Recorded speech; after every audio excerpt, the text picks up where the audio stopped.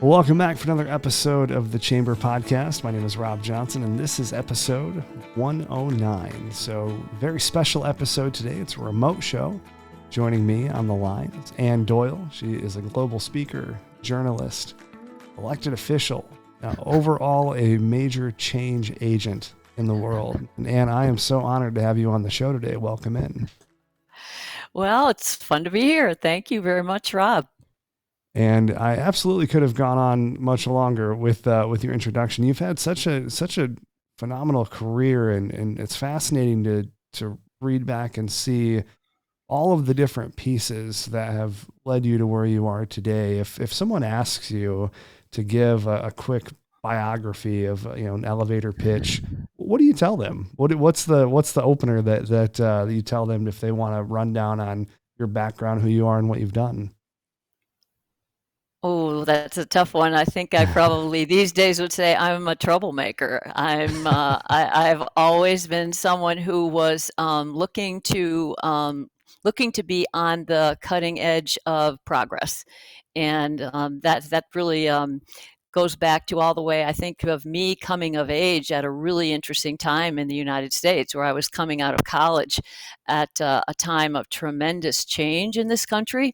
The civil rights movement, the women's movement, all those things were really happening. And so I just wanted to be part of it. And I got the bug in terms of knowing what it's like to sort of be part of change and liking it.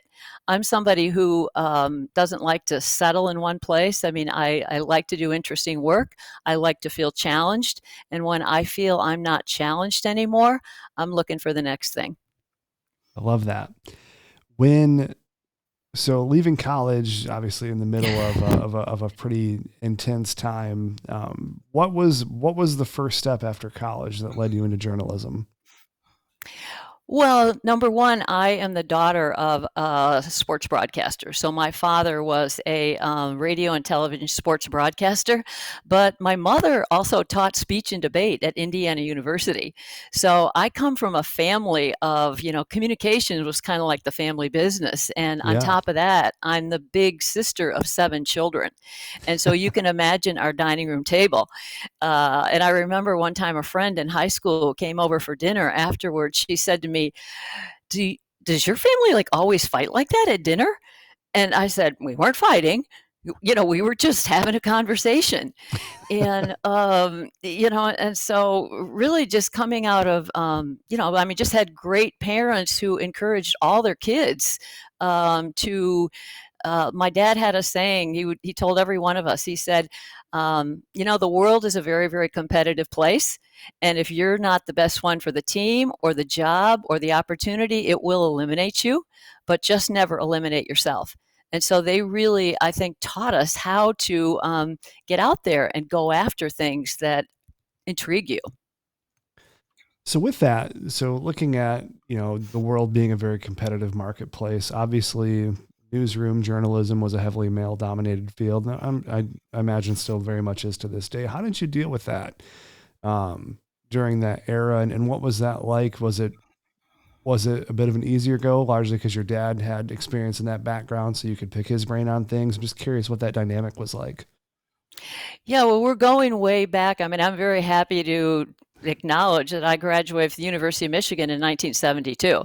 So, we are going way back. And I didn't completely answer your first question, which was like, what was the first step?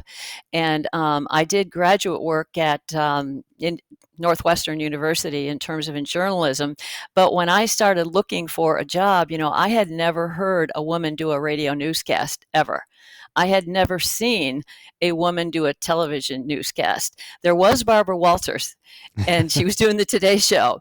But really, I had never heard a woman's voice doing news on the radio. And I got an awful lot of no's when I was sent my first resume out. My father, told me how to do that, to send the resumes out. But even WWJ Radio, where my dad was the sports director, yes, he got me an interview there. But what the news director told me was, he said, let me give you a little bit of advice, young lady. You need to choose another career, because no one is ever going to listen to a woman on the radio. Wow. But the person who did give me the very first opportunity was somebody who's pretty well known in Michigan. And that person was George Blaha. Now, George Blaha is well known as the Pistons broadcaster, Michigan State football broadcaster. He was the news director at WWJ Radio in Lansing, Michigan. And my dad actually called up a friend of his who was the TV news director and asked him to do him the favor of giving his daughter some interviewing experience. And I didn't get a job in TV news, but I came home with a job in radio news from George Blaha hiring me. And so, my father opened doors, but then you have to walk through those doors. And then once you get through the door, you got to deliver. Absolutely. And so, the first step for me was radio news. And I thank George Blaha for that. And then I did radio news in Detroit. Then I did TV news in Grand Rapids, Michigan. Then I did TV news in Los Angeles, California. And then I wanted to come home. And that's when I got the opportunity to do TV sports in Detroit. So, well, one very interesting time for Detroit sports right now, as we were talking in the pre-show. So, as someone that had covered Detroit sports probably during some of the worst periods. Absolutely. On the 2-14 season. Yes. I covered that one. What was the period that you were covering Detroit sports when you came back to Michigan? Yeah, the period was 1978 to 1984. And so there were some, the Lions were doing pretty bad, but it was the Billy Sims era in terms of the Detroit Lions. But it was also the whole building of the 1984 World Series Detroit Tigers team. Yeah. It was also Isaiah Thomas and the Bad Boys. It was also Tommy Hearns winning a world championship in boxing. And so it was really some incredible sports that I was lucky enough to cover. And, and at the time, my father, he and I were competing. I'm working for a TV station in Detroit. My dad's a sports director at WWJ. And my father would call me up on the phone sometimes. And, I'm at work, he's at work, and he'd say, "Annie, I have a scoop for you." And of course, I'm like, "Yeah, what is it?" And he would say, "Tune in at 3:15." So it was an awful lot of fun I had a fantastic father, and I had the thrill of sitting next to my father in the press box for 5 years at hundreds. I don't know how many games. I've lost count. Yeah. Is that something that you constantly reflect back to about like what a golden moment that was in terms of, not very often do children and their parents get to work together in a capacity where they're both truly doing the thing that they want to be doing at that current period in time. It was an incredible experience. I think about it all the time. I had a fantastic father. My brothers and sisters are so jealous that I had that opportunity to work in that way with him. I've been in sports locker rooms with my father, him doing his job, me doing my job. But my father also was an incredible mentor to me. And he was the first one who told me, actually, he told me to take that job because I knew it would be very controversial, and I didn't accept it until I talked to him about it. And my father told me, "Absolutely, you take that job." And he said, "You have to go in those locker rooms or you will have no credibility as a sports reporter." And, and we were both in there just working as journalists. I mean, we weren't talking to each other. We're both on deadline, working. But my father also took a tremendous amount of heat from his male colleagues because at that time, the men were, there was a test case working its way to the Supreme Court. And I was already hired. And so the question was, basically the courts ruled that the teams could not discriminate against on the basis of sex. And so the men feared that the teams would never allow women in those locker rooms and that they would lose their own access to the inner sanctum. And so they were not supportive at all of any women who were hired and sort of saying, "Hey, I need equal access." But my father took a lot of pressure from his peers about basically saying, "Vince, you have to stop her. She's going to ruin this for everybody." And, I mean, my father, the joke was, and other men told me this, was that my father would say, I know she's been a terrible problem from the time she was a kid, and I just can't do anything about it.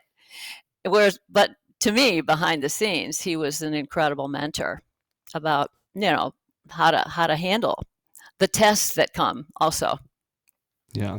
Well, it seems like he was someone that could see far beyond what period he was currently in. He could see where the direction that things were going and the changes that need to be made, and seemed very much ahead of his time in that regard.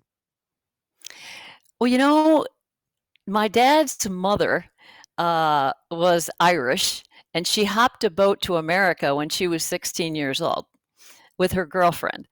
And so I have to think there was something in my dad that certainly liked strong women. They weren't afraid of him because he married my mother and was very, very supportive of taking risks and going after opportunity. Maybe that came from his mom.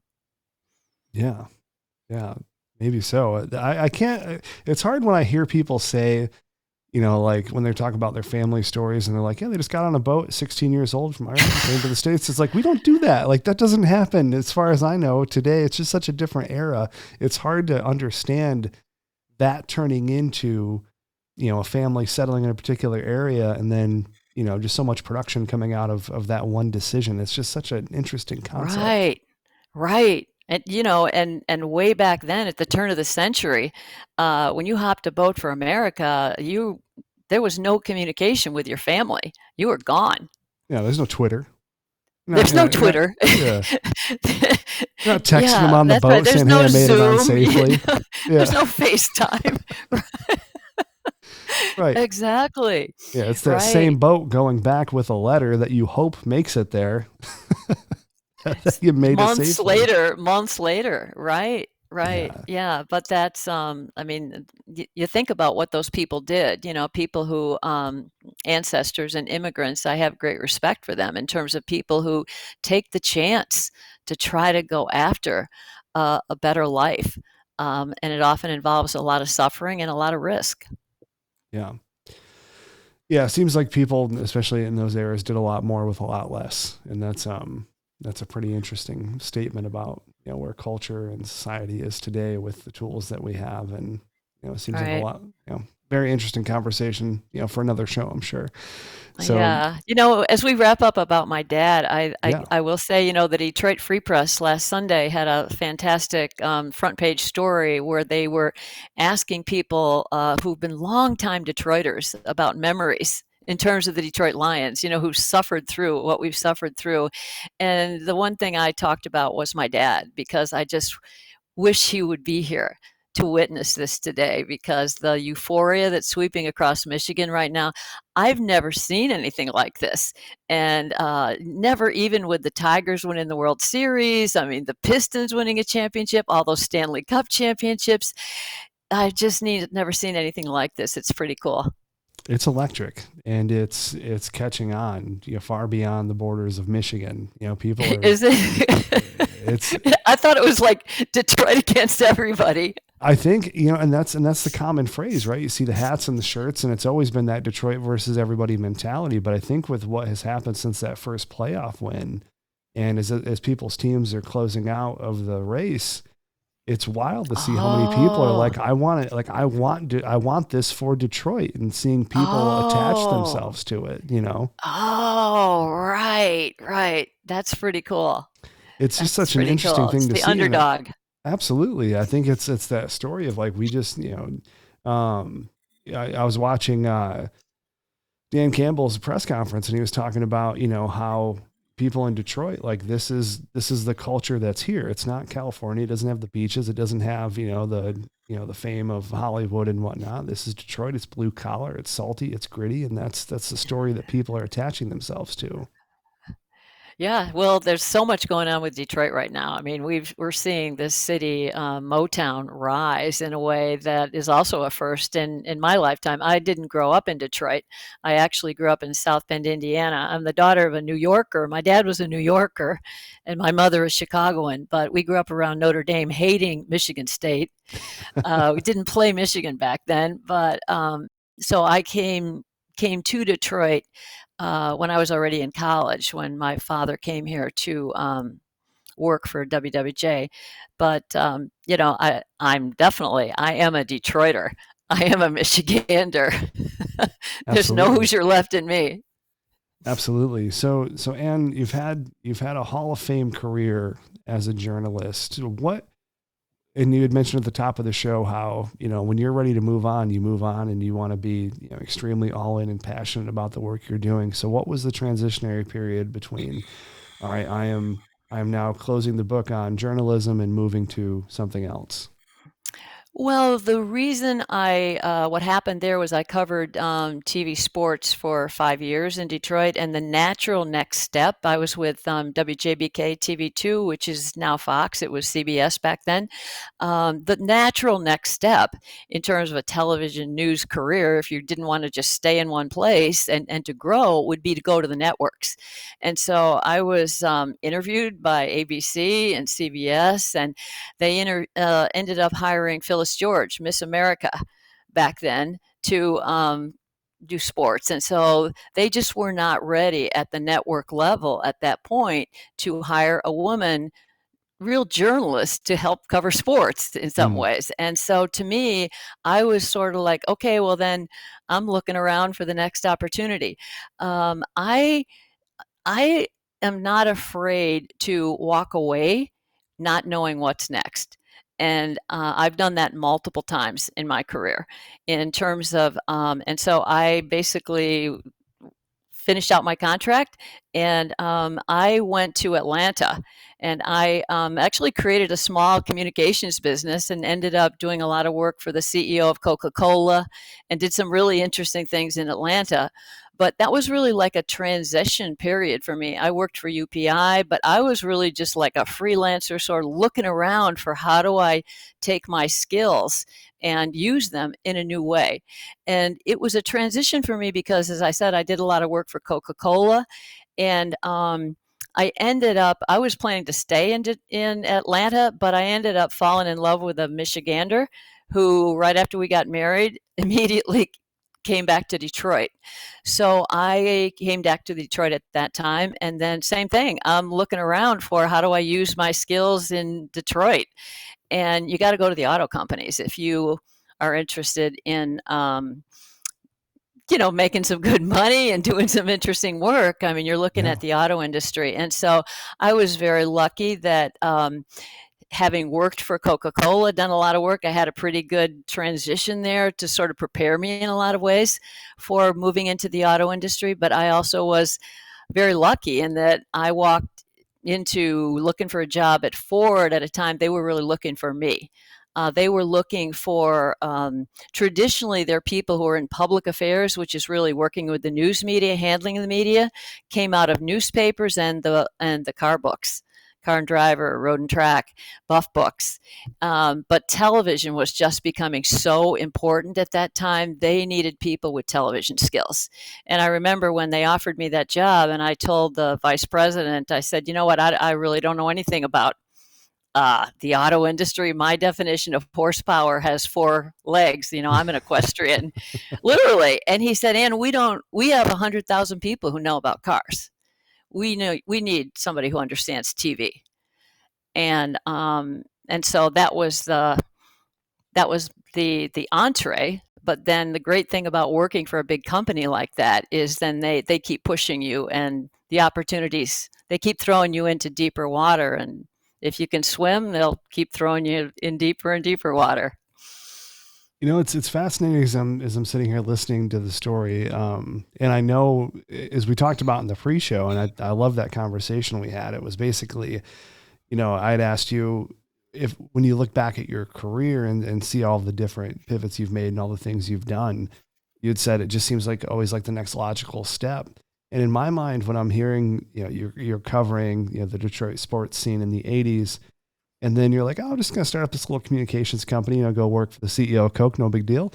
Um, and then you're like, I'm gonna come back to Detroit. I'm gonna get in with one of the big three. Start doing some video and TV, and like it's amazing to hear all of this, and it's such a storied career that it's as I mentioned in the beginning, like it has to be wild to look back and say, wow, that was really where my career trajectory went. Like what an accomplishment. Oh, I don't, I guess I don't feel that way. I mean, it really just feels like, you're riding a bike and you just keep riding it faster and faster, and that's how it kind of feels to me.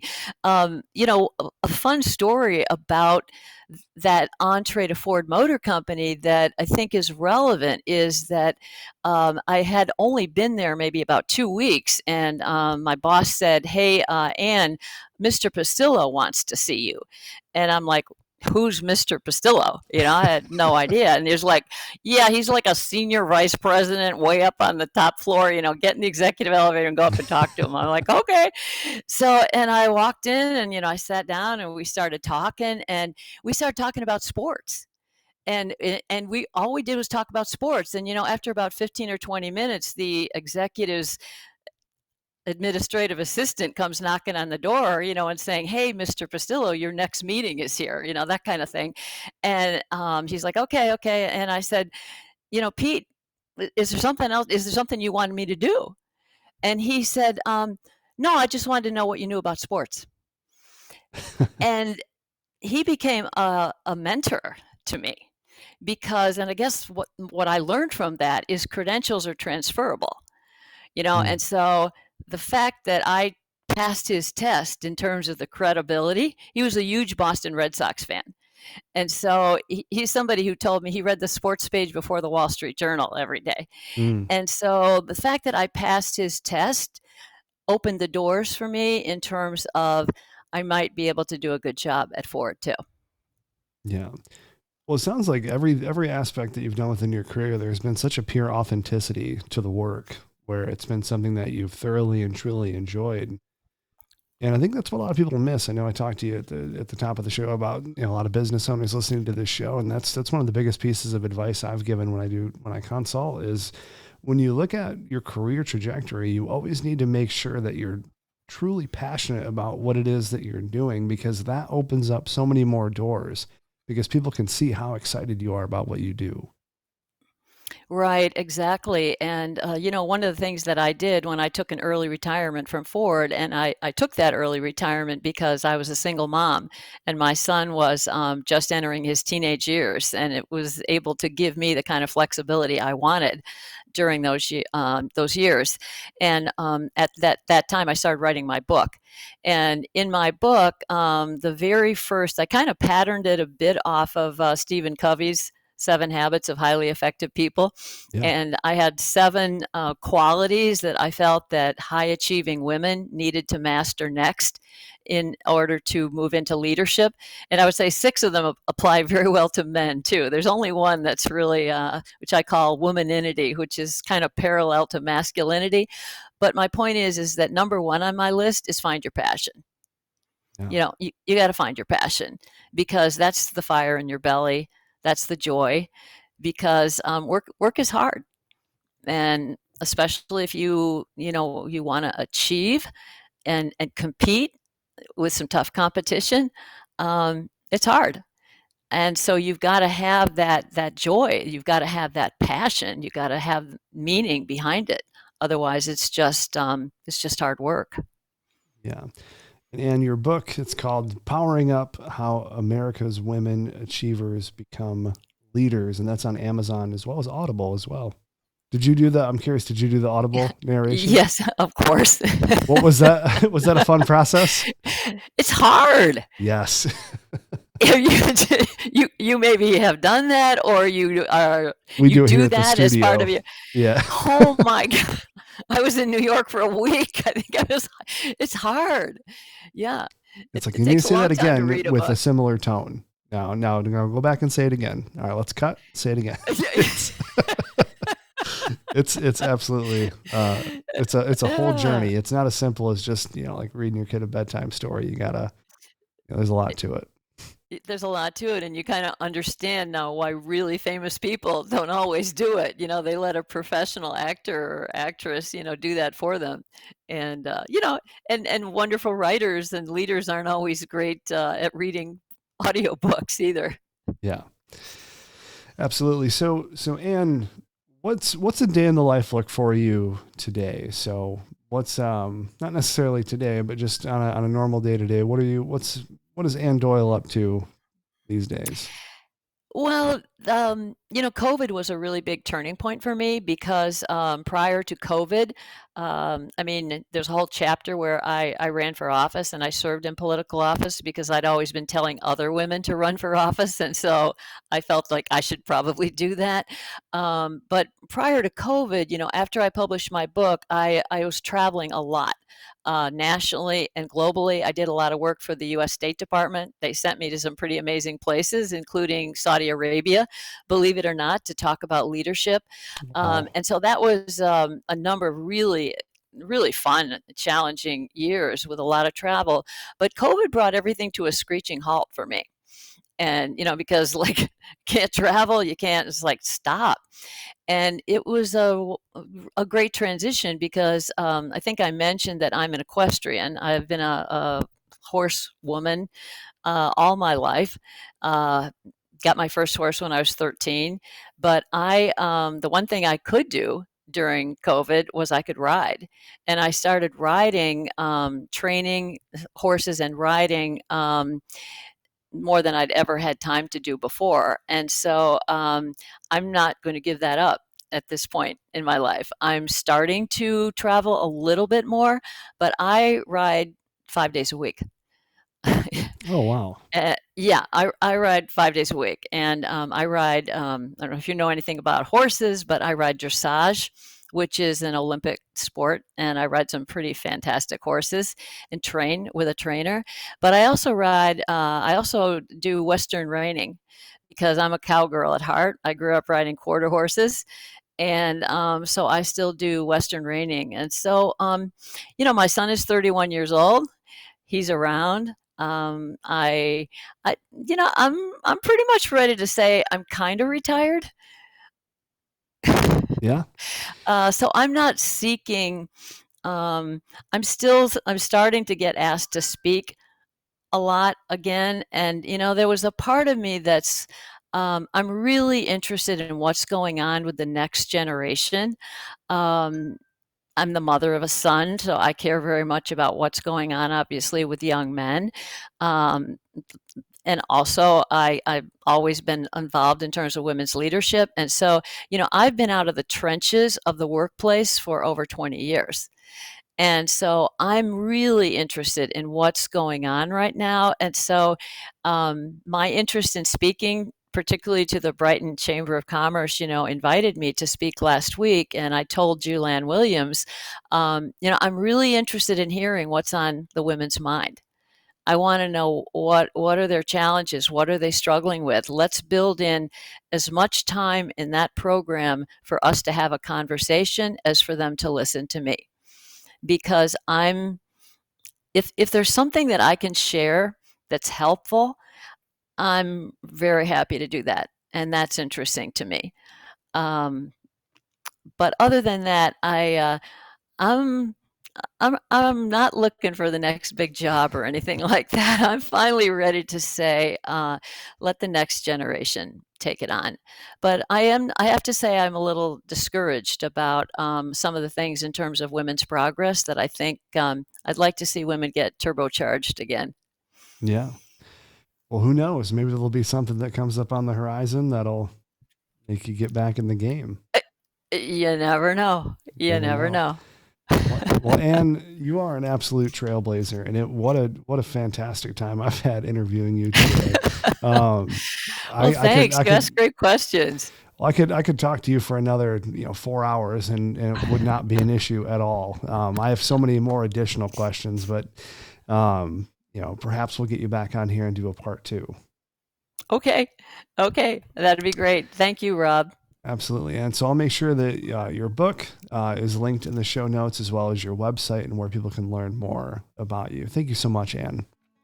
Go Lions. Go Lions. It's hard for me to say as a Philadelphia Eagles fan, but now that we're out of playoffs, I can say go Lions for the first time in my life. So excellent. Thank you, You Anne. picked a good time. Absolutely. All right, everyone, that's going to wrap up this week's edition of the Chamber Podcast. I appreciate you watching. We'll catch you next week. Take care.